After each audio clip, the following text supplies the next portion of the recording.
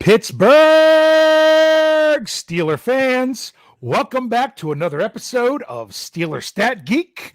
Coming at you once again is Behind the Steel Curtain Deputy Editor Dave Schofield, and joining me, my staple, my rock. He is entrenched in this show. Thank goodness. I get to have family time. It is my big brother, Rich. How's it going, Rich? I am your rock. Wow. It doesn't matter. Oh, no. Just yeah, I was going to say, you're my dumb as a rock. No, so I can't say that. No, we're not going there. Yes, it doesn't matter. No, sorry. How are you? Snow? Hey, no snow this week? No. Since the show last week? Yes. Yeah. Yes. Right now? No. No. We had some, I guess I would call it a little bit of hail earlier in the day. Not even pea-sized, but it was definitely hail because it came in a thunderstorm. So, oh wow, yeah. So that was fun. Oh yes, gotta love this time of year when it comes to the weather. We've gone at least 4 or 5 days with no snow now. So. There you go. Well, I got to ask the obvious question because I know the answer, but I want you to tell everybody else. How are you feeling about Thursday and Friday and Saturday? What do you feel about the upcoming draft? Bring on the draft. Bring it. Ready. Have you ever been more excited for a draft? I was by mom and dad's house earlier, and dad and I actually were talking about it a little bit, and again, I told him, I said, I'm just really so looking forward to it because we are not, again, what I constantly talk about here, I'm feeling that we're going into this draft not pigeonholed into we've got to draft, these two positions. We can go for just what we consider to be great players early on. And that's where I feel, Colbert has had some of his best drafts in those scenarios. So I'm feeling really, really pumped about this draft, even though we don't have that first round pick. Yeah, well, exactly. We've got Minkah Fitzpatrick. That's exactly what Coach Tomlin said yesterday in his time with the media. He's even saying Minkah's our first round pick. So there's one of the best first round picks the Steelers have had in a long time. Maybe Coach Tomlin's watched the show and heard us say that. Yeah. So keep dreaming. But with no other pick, this has a chance to be potentially the Steelers' best second-round pick they've had for a while. Now, they've had some good ones. They really have. Yeah. But the reason I'm going to go out on a limb and say this is because when have the Steelers been ever so ultra-focused on the second round? I mean, they didn't even have one last year. They traded it away. So that's what it is. That's what's going on. Wanted to say hi and goodbye to Wes. He jumped into the live chat real quick at saying that he can't stick around. I'm really bummed, Wes. I'm really bummed you're going to miss the next show. I'm going to go ahead and tell people now what we're doing in the next show. We're going to mock all 6 picks to the Steelers. That's what we're going to do. We're going to do it with your help in the live chat. We're actually going to run through a simulator. We're not just going to guess who we think is going to be there. We're going to run a mock simulator and let you guys help with the choices, and we'll have to go with who's there. So that's what we're going to do in the next show. But for now, we are all about this draft. We are excited about it. 2 days away. I've got to say, we've got our big draft show coming up. Now, I'm really bummed because we were a couple months ago, we talked about doing an actual in-person draft party here in Maryland. It's funny, Jeff says Western Maryland, but you're in Western Maryland. We are further away from that. Which is funny. You're on the east. You're on the east end of Western Maryland. We're on the east end of Western Maryland. Yeah, that's. And I'm on the west end of Western Maryland. You're in the high end of Western Maryland. You're up in the mountains. So, I saw back here, Captain Underpants. Man, you're not too far from me. I just realized that. So we wanted to do this draft party that we were going to do, and then the world went crazy. And now instead of people gathering in places, and we're not going to get to watch the draft choices take a boat across across where the fountain is there in Vegas to the stage like they were supposed to do, and whenever they were announced, Instead, we're all in our houses. Even the Steelers personnel work in the draft, even the, like I say, Roger Goodell's announcing it from his mom's basement. I mean, from his basement.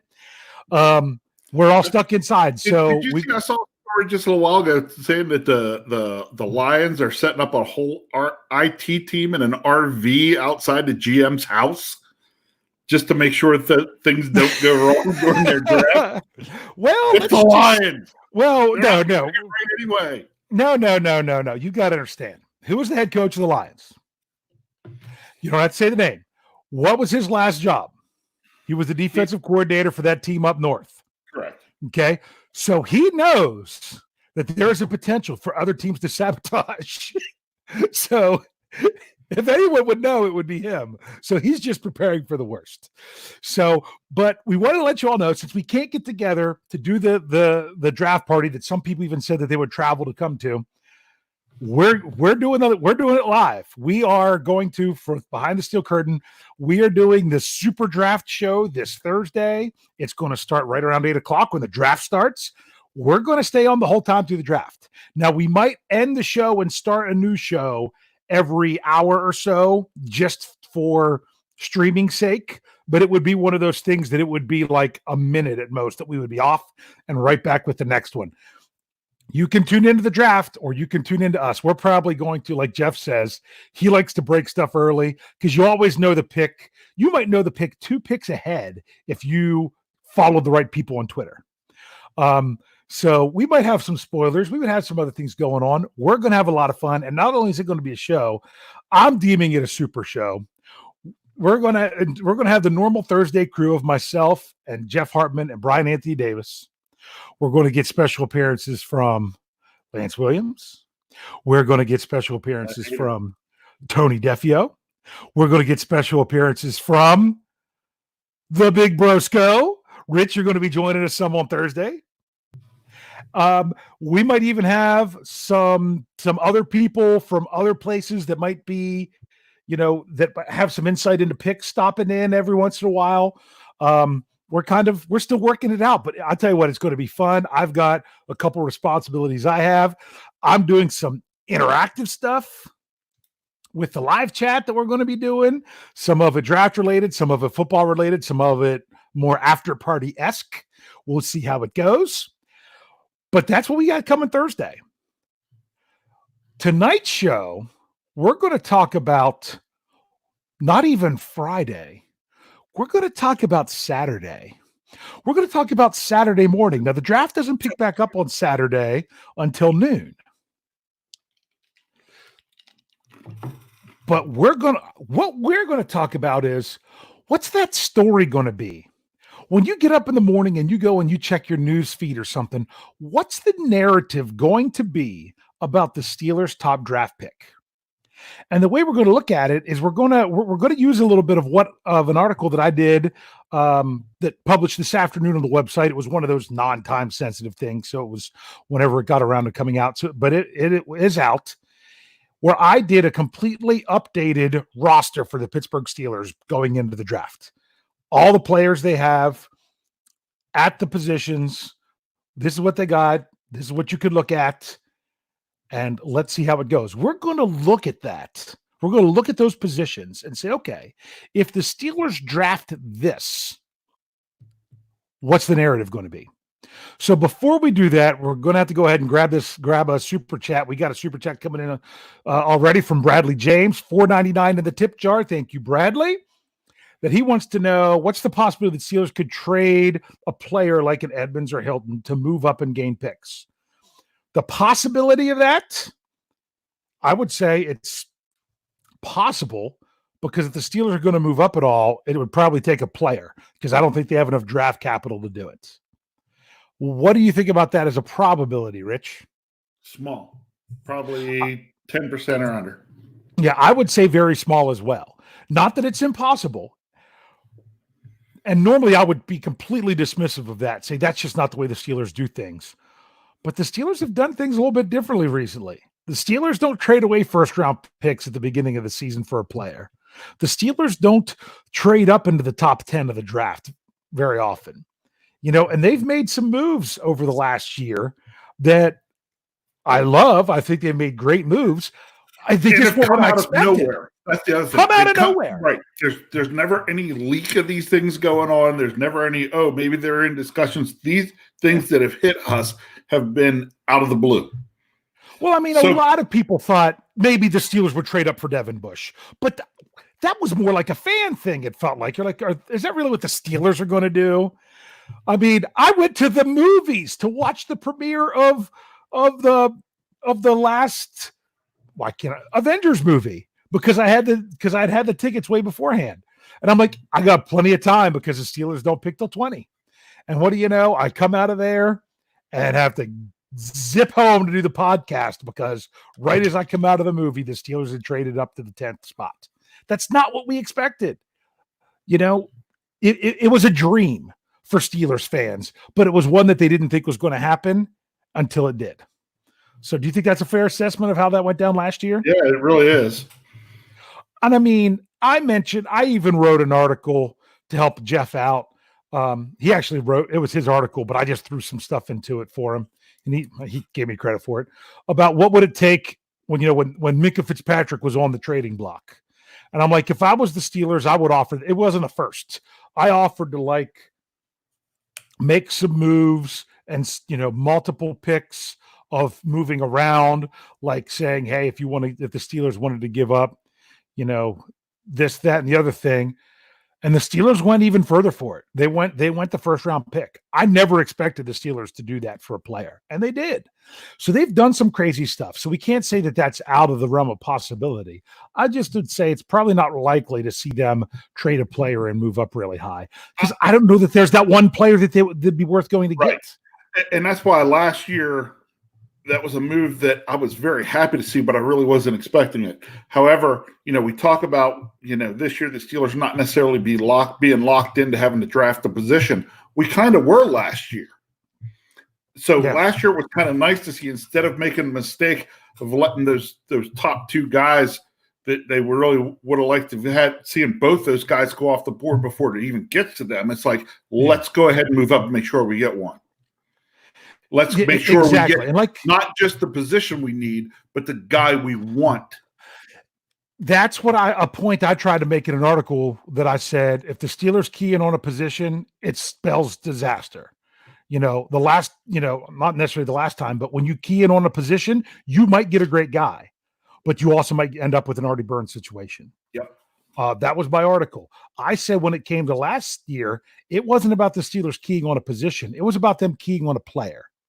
Because the Steelers would have keyed on a position, they would have waited, and then when both Devins were gone, they would have reached for an inside linebacker in the 20th spot, which would have been the wrong play at all. That would have been fixating on a position and going with it no matter what. So that's why they fixated on the player. Or was it that we finally got wise in some of those places where we've reached and said, we want this position, but we only want in the first round this guy or this guy,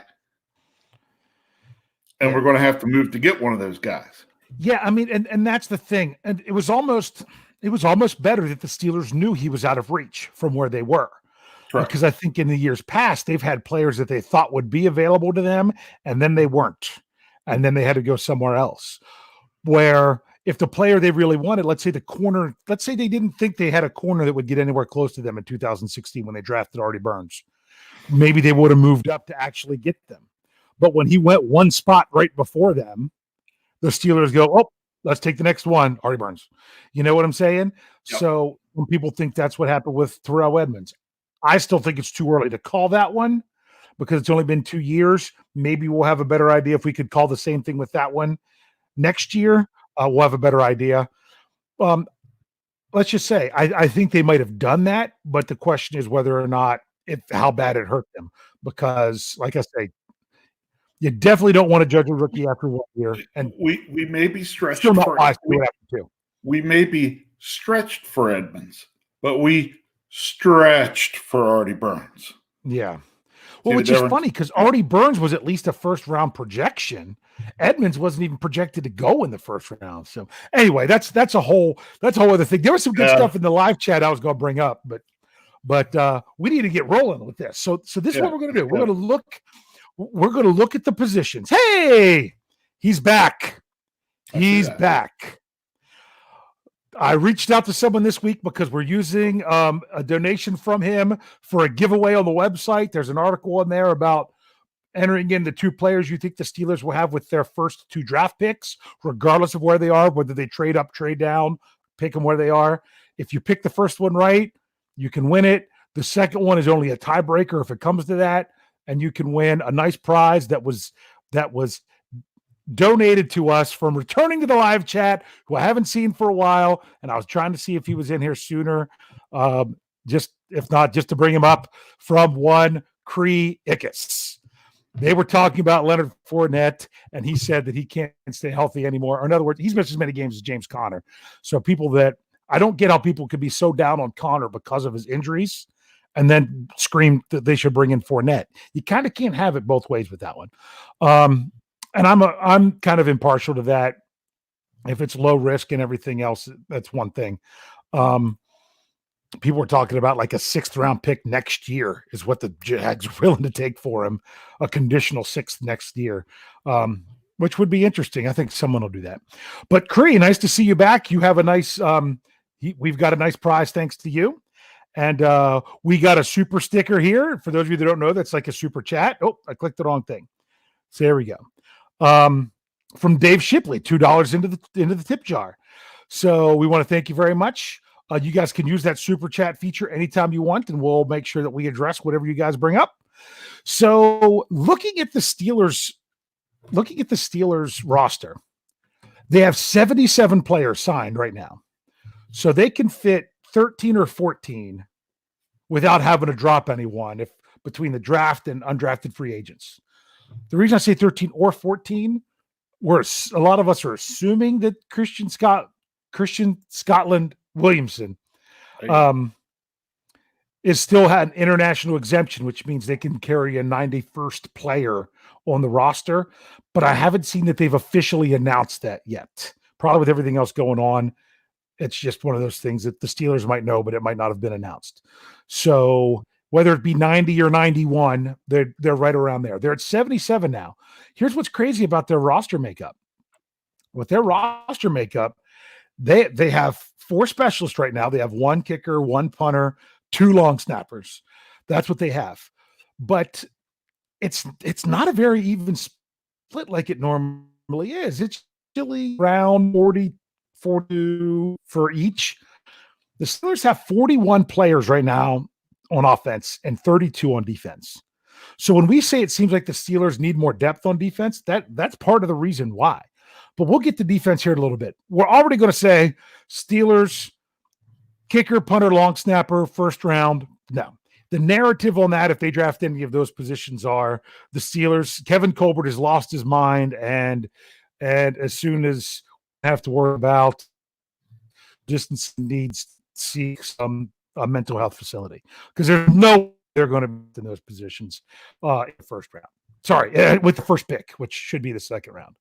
But right now, I'm also going to compare this to what the Steelers kept initially on their 53-man roster last year when they made their initial cut down. So if we start with quarterback, they kept 3 quarterbacks. Right now, the Steelers have 5 quarterbacks: Ben Roethlisberger, Mason Rudolph, Devlin Hodges, Paxton Lynch, JT Barrett. If the Steelers take a quarterback with their first pick that they have in the draft, what's the narrative the next day? You really asking me? You have anything you want to say, or you want me to say it? I mean, I'll answer, but I was going to give you a chance first. The narrative from who? The Steelers? What are they saying, or what are we just hearing in general? The fans and the media. What's everyone going to say? The Steelers drafted a quarterback high because the Steelers drafted Big Ben's successor. Because they drafted Big Ben's successor. There you go. I would say if they take a quarterback with their top pick, what that's telling us is that they really don't have the confidence in the rest of the room, and now they have a guy they think's coming in after Ben. That's the story. That's the narrative. So that's how that works. Not that we're thinking this is what happens. We're doing this for every position. Here's another one we might kind of gloss over. No, sorry. I got one ahead of myself. What if the Steelers take a running back with their top pick? A lot of people have projected them to do that. The Steelers kept 3 running backs last year, initially. Right now, they have 7 on their roster, 5 of which had carries for the Steelers last year. So they have James Conner, Jalen Samuels, Benny Snell, Kareth White, Trey Edmonds, all who had carries for the Steelers last year. They also have Ralph Webb or Frank Webb. I can't remember which name, but Brian's favorite guy. And they also have Darren Hall. Those are 2 guys that spent time on the Steelers practice squad last year. So let's say they even go out on a limb and keep 4. They're still cutting somebody that had carries for them last year before, to get down to the 53. If the Steelers draft a running back, the narrative is.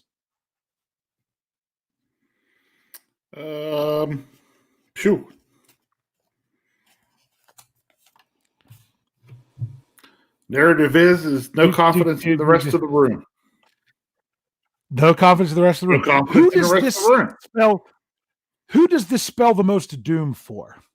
Is it James Conner next year, meaning he's not going to be brought back, which many people think there's a good chance he's not going to? I think that's one narrative. If they draft somebody this year, if that early pick, then yes, you're not going to see James Conner after his rookie deal. Yeah. So then what's it say? Who does that really show a lack of confidence in? Is that a lack of confidence in Benny Snell? Is that a lack of confidence in Jalen Samuels? Both. I think it would speak more to Jalen Samuels. Look at it as neither one of those guys can be the number one guy. Yeah. Yeah, but my thing is, I don't think they're going to answer that question after 1 season with Snell as much as they would with 2 seasons with Samuels. You understand what I'm saying? Yeah, I do. I mean, if they draft a guy with their top pick and they only keep 3, who are they keeping? I think it's got to be Conner, rookie, and Snell. Probably. I think you might not have Jalen Samuels anymore. So, I mean, I don't see them just cutting James Conner, especially with what I can't remember, general manager Kevin Colbert said on Monday is we feel like we're like our running game's getting revamped by having a healthy James Conner to start the season. Right. That's what he said. He's like, when he was healthy in 2018, he was a Pro Bowler. That was Colbert's words. So they kind of left it open to say, maybe we'll take a running back, maybe we won't. So I think the narrative is that they just don't have the confidence in the other guys. And the narrative would be Conner is playing his last year with the black and gold. That's just me. It's funny because I kind of got into an argument. I don't know if it's much of an argument, a discussion with someone on social media when they said about the void at running back. I'm like, there's no void at running back. Trust me, coming from a person with a physics degree, void, the definition of void is nothingness. The absence of something. They're not absence of players at running back. They just might want to upgrade them. Yeah. There's a complete difference. Upgrade is different. There's not a void there. Their running back room is actually too crowded right now. They just might need to make it better. So that's interesting. I think how the Steelers address the running back position in this draft is really going to tell us their thoughts, which is what I'm really looking for. Real quick, fullback. If the Steelers draft a fullback with their top pick, the narrative is what in the world were you thinking for signing Derek Watt? Yeah. No. Yeah. The narrative from the fans is the Steelers draft team were idiots. So yeah. So that's just another one of those things we don't have to worry about. So moving on, then we have, if the draft a wide receiver, the narrative will be what? Now, but while you think about it, I'm going to tell everyone, last year, the Steelers only kept 5 wide receivers initially. Now, they ended up with 6 before the first game. But it was 5 initially. Who they have signed right now, they have 10. They have 10 receivers right now. And they have Juju, they have Deontay Johnson, James Washington, Deion Kane, Ryan Switzer, Amara Darbo, Quadri Henderson, Jamal Custis, Anthony Johnson, and Saeed Blacknall. So although they have plenty of bodies there, it's not that there's not room for someone to make the roster from that list. I got two. Because right now, things. even if you only kept 5, yeah. The narrative is 2 things. First of all, another out. You'll hear another outside weapon for Ben. Mm-hmm. Okay, and the second thing you'll be hearing is, "See you, Mr. Switzer." Yeah. Personally, I think the only way the narrative would be if the Steelers take their top draft pick for a wide receiver, even though it's in the second round, what they're saying is, this is our number 1. If they're drafting someone, they're going to draft someone to be a number 1. They're not drafting, doesn't mean it's this year, but someone who they think will be the man eventually. They're not drafting someone that's going to be that their max is their 3rd best receiver. So I'm fairly certain the Steelers are going to draft a receiver in this draft. They do it just about every year. The only question is how high they take it. So that's the thing with that. I really expect that. I also think the other narrative. I think receiver with one of those 3rd round picks makes a little more sense. Yeah. Yes. I personally. Oh, you mean one of the 4th round picks? That's what I meant. Well, they have 1, 3, and 2 4s. Yeah. Right. So yeah, I keep snagging the guy from Liberty in the mock draft later on. I think the narrative really is, if the Steelers go wide receiver at 49, I don't think it's as much about the receivers as it's going to say the Steelers did everything they could to get Ben all the weapons that they could for the season.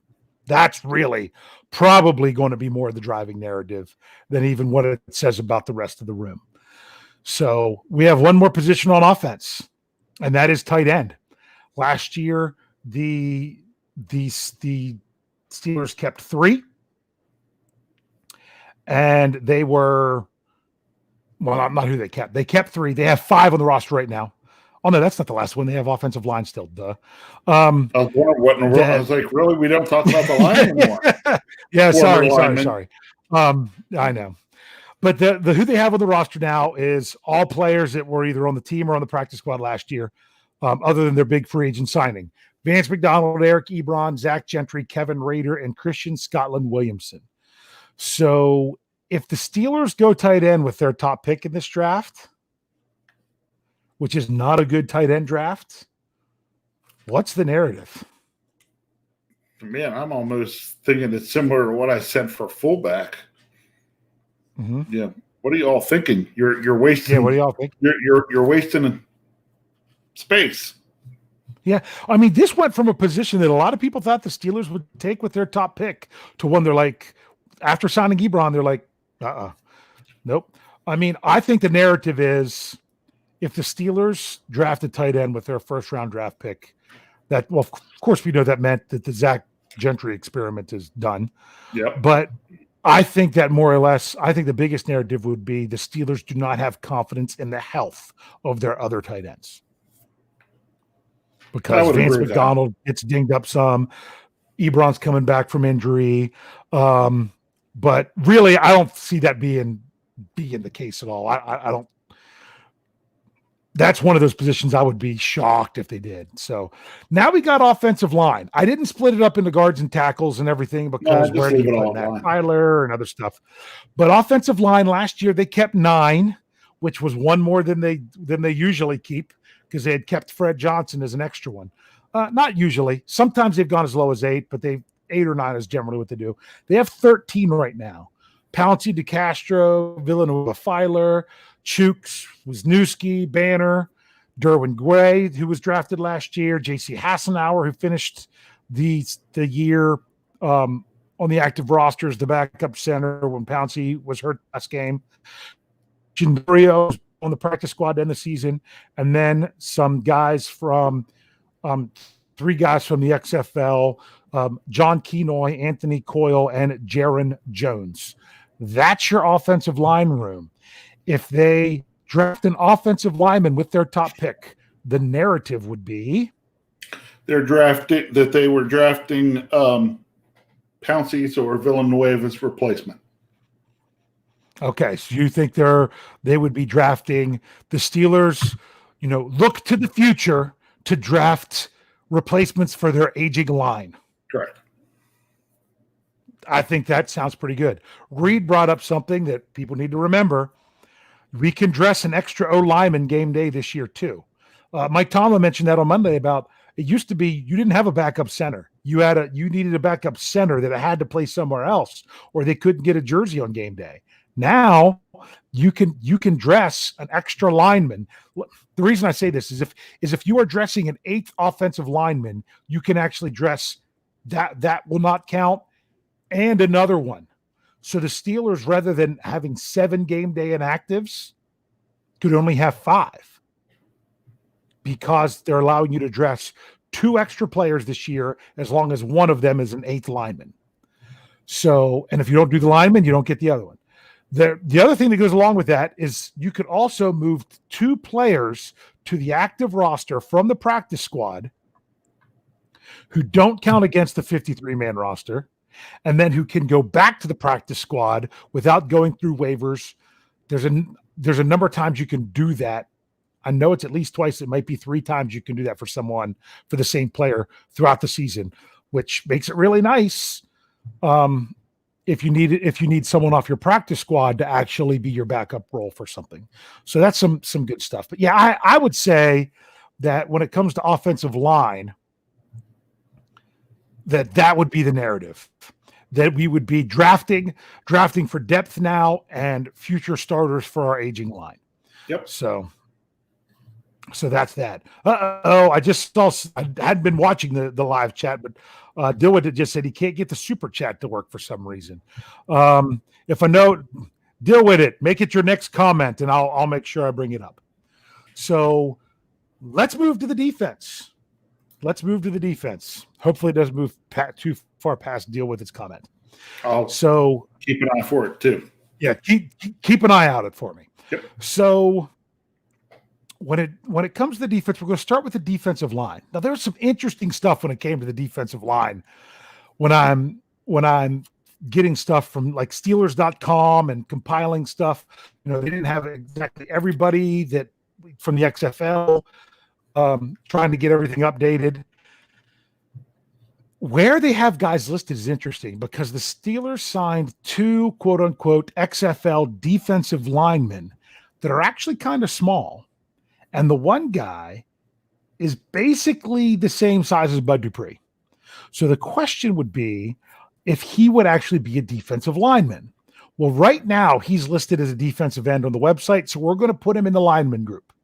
So we just got to remember that. And I'll name him in just a second. But the Steelers generally keep 6 defensive linemen. They've gone down to as few as 5 and then dressed them all, but generally it's 6. Who they have are Hayward, Tuitt, Alualu, Shade Tree McCullers, Isaiah Buggs, Chris Wormley, Henry Mondu, and then the 2 XFL guys, Kayvon Walker and Dwayne Hendricks. Hendricks is the one who could possibly get bumped to an outside linebacker. It's hard to say, but that's 9 guys right there.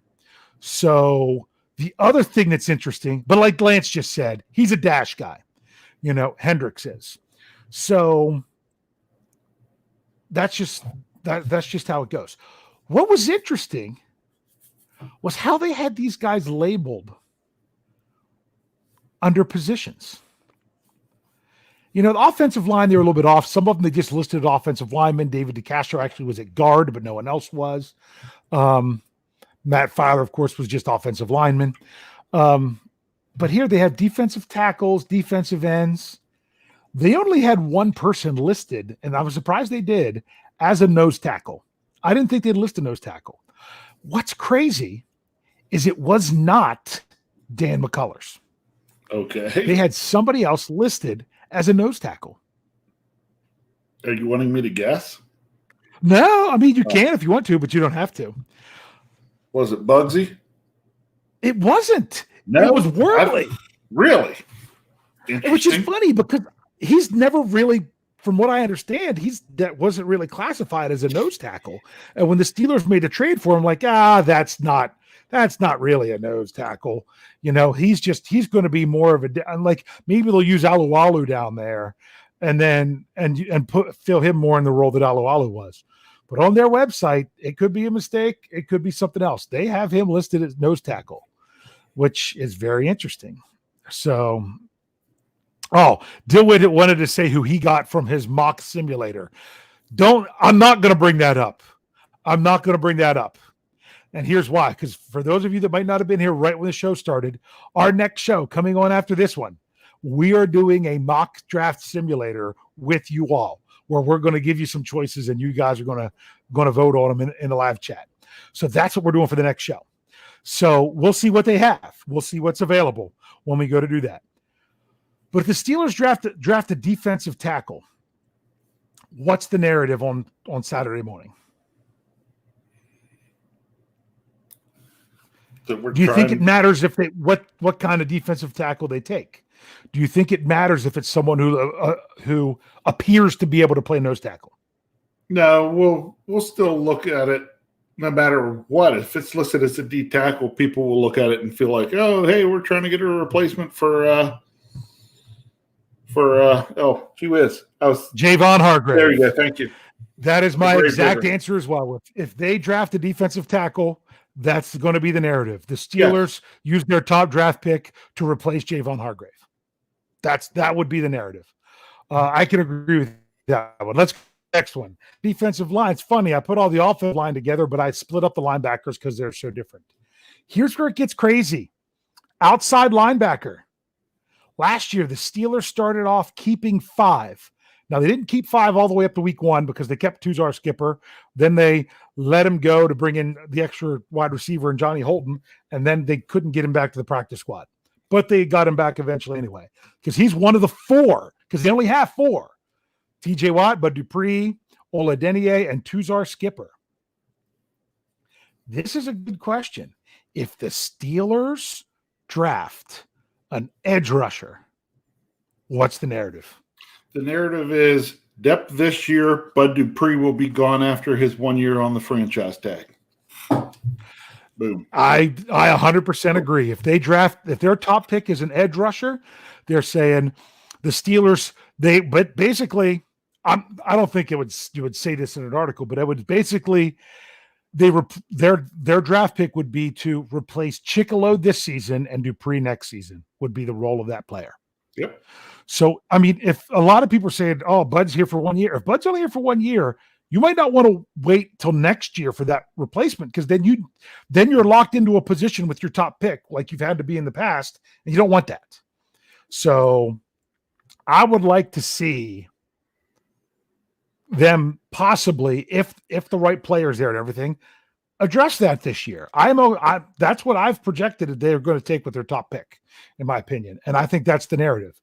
To me, there is a void at this position. If it doesn't happen, you can actually read something into it as well, I think.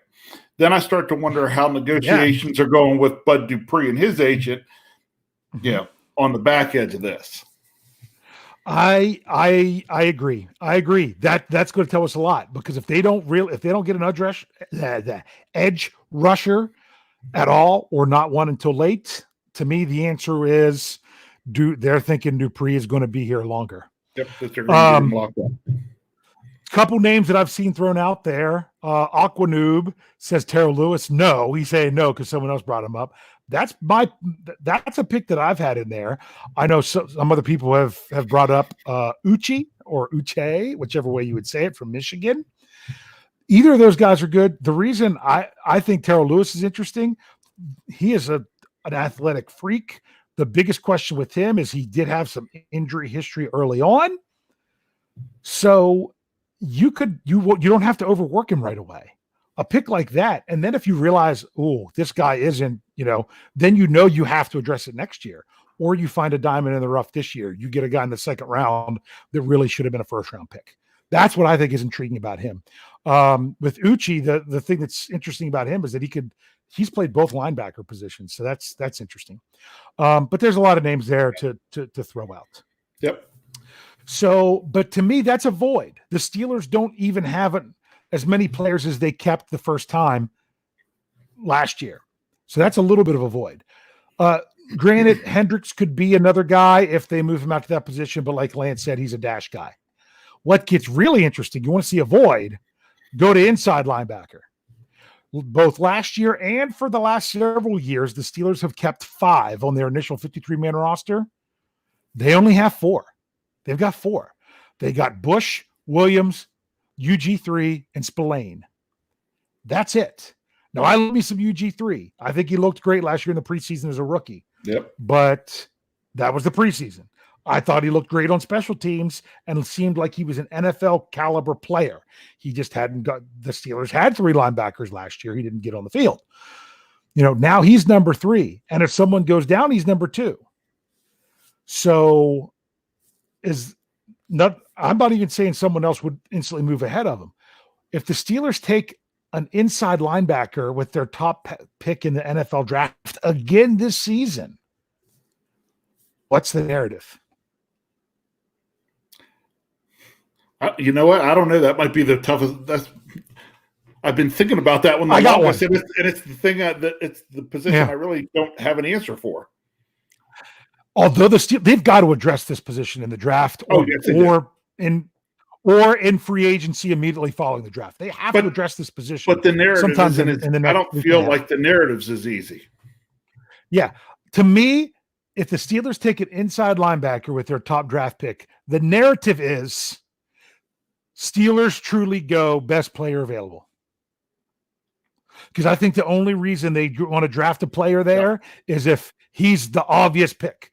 Like one mock draft I did they had Patrick Queen dropping all the way to that pick. I'm like, if he's there, that would be dumb for the Steelers not to take him. So I don't know that there's the right inside linebacker that's going to be right there. We'll see next show. Maybe there is when we go to do our mock drafts, and do all 6 picks for the Steelers.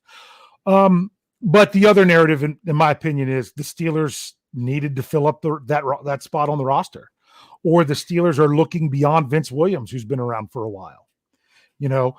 Steelers look to get more athletic at the linebacking position, things like that. It really depends on the type of linebacker they would take. So, got to keep moving on so we can get this show done in time to get to the next fun one. Cornerback. We're going to go cornerback safety. Last year, the Steelers started off keeping 6. I'm not sold on them keeping 6. The Steelers keep 10 defensive backs, whether it's 5-5 or 6-4. Last year, they did 6-4 because they didn't really have much at safety. If they add a safety, that could change everything. I like the top 5 cornerbacks for the Steelers right now. It's beyond that. You just got dash guys. So because they have 8, they have Hayden, Nelson, Hilton, Sutton, Lane. Then they have Alexander Myers, who was on the practice squad. Well, I think he was the practice squad. He was a futures contract guy. And then you have Breon Borders, who they just brought in, who played a couple of games, he played multiple games with Jacksonville last year. I think he only actually dressed for 1, but he finished the season with the Redskins. And then they brought in someone else from the XFL, Arian Springs.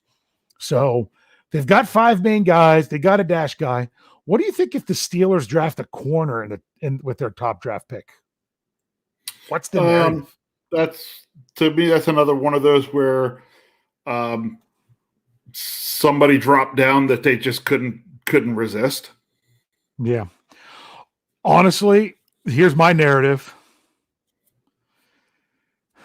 Steelers take another shot on seeing if they can properly evaluate a corner in the NFL draft, because they haven't had the best of luck drafting them in the first couple rounds. They really haven't.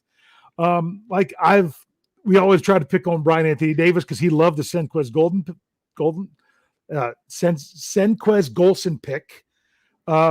I say it wasn't a bad pick, but to me, the player was a bust, because when a player doesn't take a snap, even if it's unfortunate because of injury, you have to kind of put it in a bust category because it didn't work out for you. Correct. It doesn't have anything to do with the player. It has to do with how it worked out for you.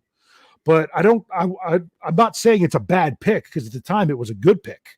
It's just what it was. But yeah, my narrative is the Steelers take another shot at trying to get a cornerback at the top of the draft. So I think Steeler fans would be leery of them taking one early on. So let's finish it up. Everything here with safety. Safety last year, the Steelers kept 4. Right now, they have 7 on the roster. They've got Minka and Terrell Edmonds. They got Dangerfield and Marcus Allen, who finished the season as the 2 backups. Marcus Allen was only the last couple weeks of the season. He was in the practice squad otherwise. Then they have, I'm pretty sure these are all XFL guys. One of them might have, no, I'm pretty sure they're all XFL guys. John Battle, Trey Matthews, Kyrie Kinnell. That's who they have at safety. This is a position I would not be shocked if the Steelers took with their top draft pick if the right guy was there. Right. So what do we think? If the Steelers draft a safety at the top of the NFL draft, I'm thinking that they're saying, narrative coming out for me is that they're looking to what I want to say, make a super secondary. Mm-hmm. You know what I mean? Kind of like, I mean, you really want to get back to it. It's like, are we trying to look like we're trying to build a secondary like we had back in the 70s? Yeah. Some people are saying that they have no faith in Edmonds. I don't think that would be the narrative yet. Love you, Lance. Lance said that. That's not what I think the narrative is. I think the narrative is if the Steelers draft a safety, depending on the type of safety they take, is Terrell, are they looking to shift Terrell Edmonds into the dime linebacker role? That's the narrative. And that's how it happened, that's how I would expect it to play out. Yeah. Yep. Hey, and you know what? I think it was right before I said it. I'm going to bring this one up. Kyle Smith said this, if it shows up. It's lagging here a little bit on me. He said, quote, Steelers look for playmaker, move Edmonds to dime backer. I think, unless they're drafting a safety that is a dime backer. A lot of people have said in the live chat, I've been big on it too with the Steelers. A lot of people like a player like a Tanner Muse, who was a safety in college, but is projecting to possibly even be a linebacker in the NFL, one of those kind of a hybrid guys. If they take a hybrid guy, then maybe that's not what the narrative is. Then it's the narrative of Steelers looking for the next Mark Barron at the top of the NFL draft. You know what I'm saying? Because Barron was a safety, and moved the linebacker. Okay. It depends on the type of safety they take, but either way. So it's funny because Lance wanted to make sure he knew. He said, I like Edmonds. That was just, he said, he will be that anyway. I think Big Bro is correct, according to Lance. So you might get to meet Lance on Thursday, right? Might get to talk in person with Lance for the first time. Yeah, well, talk in person how everybody talks in person these days, right? Over the computer. Right. So someone said about Muse as a 6th rounder. That's actually where I took him in every draft that I took him. So some people are saying about they can't take him in the 5th. Steelers don't have one. Taking him in the 4th, I think, is a little bit of a reach, but who knows? So that's kind of what we looked at with the narratives of the different positions. So in other words, when we get that first draft pick of the Steelers on Friday, I'm assuming it's going to be on Friday, it's really going to tell us what they think about certain things. It really is. Yeah. I mean, a lot of people aren't. It's going to tell you what they think about people or the direction you see them going. Yeah. Like that arrow is not going to be spinning around quite so much. You're going to have an idea which direction is pointing that. Yeah. Yeah. And a lot of people think, I mean, even some, national media are thinking it's quarterback. Other ones are saying it's got to be, who was it? It was Rod Woodson. I saw the report today where Rod Woodson said, Steelers gotta get someone on offense to have a playmaker for Ben. They've got more holes in their defensive depth.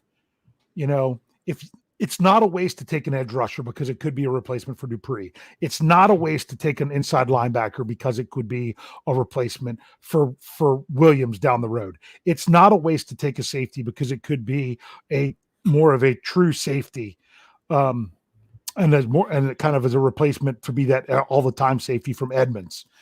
There are things in the defense that could actually make them that almost make more sense right now. So it's going to be so interesting to figure it out.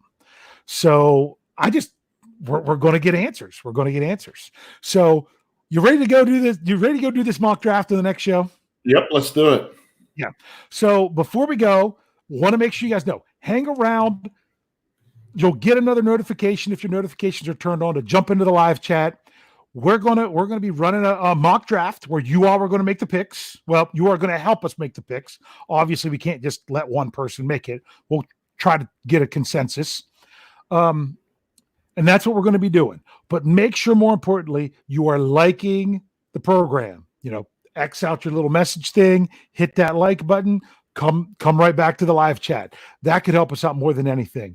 Make sure you're tuning into all our shows. Make sure you're ready to go on Thursday.